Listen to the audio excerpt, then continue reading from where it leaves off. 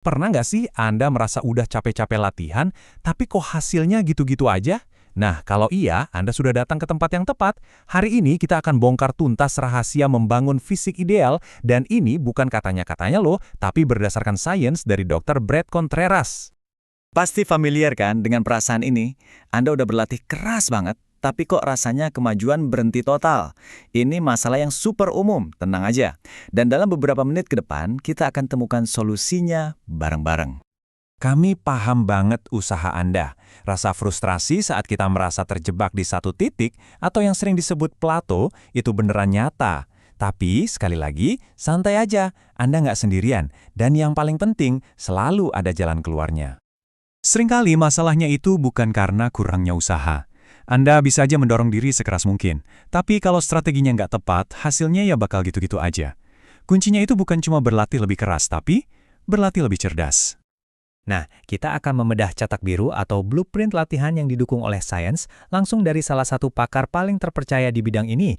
Jadi siap-siap ya, karena ini bisa jadi bakal mengubah cara Anda melihat latihan selamanya. Oke, jadi pertanyaannya, gimana caranya kita bisa menerobos tembok stagnasi ini? Yuk kita mulai dari akarnya dulu. Nah, ini dia biang keroknya. Rutinitas. Tubuh kita itu ibarat mesin adaptasi yang luar biasa canggih. Kalau kita terus-terusan kasih stimulus yang sama, ya dia nggak punya alasan buat berubah kan? Akhirnya, kita cuma bakal berputar di tempat. Oke, sekarang kita udah tahu masalahnya, yuk kita fokus ke solusinya. Ada satu nih, aturan emas yang jadi dasar dari setiap kemajuan dalam dunia latihan. Konsep ini namanya progressive overload. Anggap aja ini kompas Anda di gym. Intinya tuh simple banget.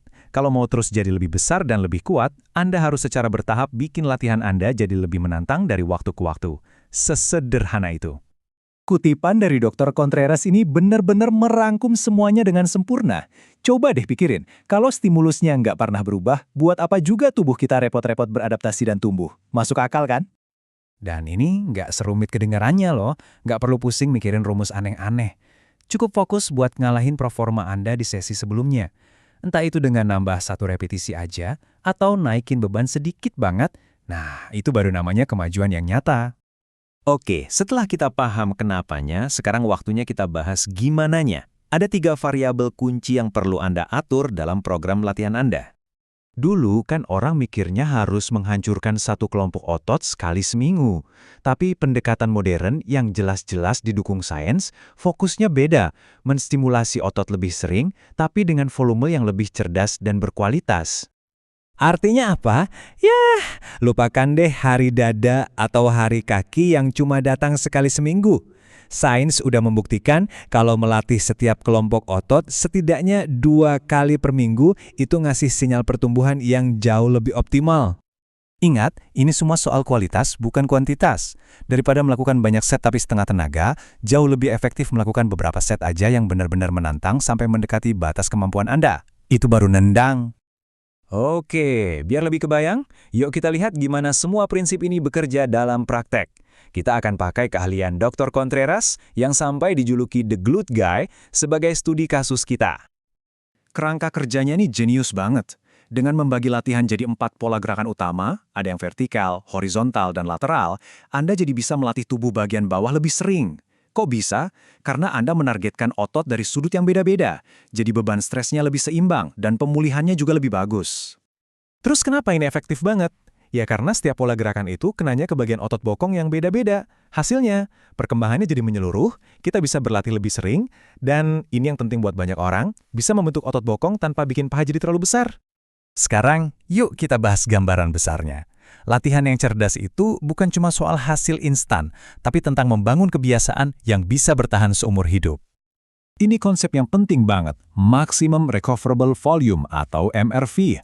Sederhananya, ini adalah batas maksimal latihan yang bisa Anda lakukan dan tubuh Anda masih bisa pulih darinya.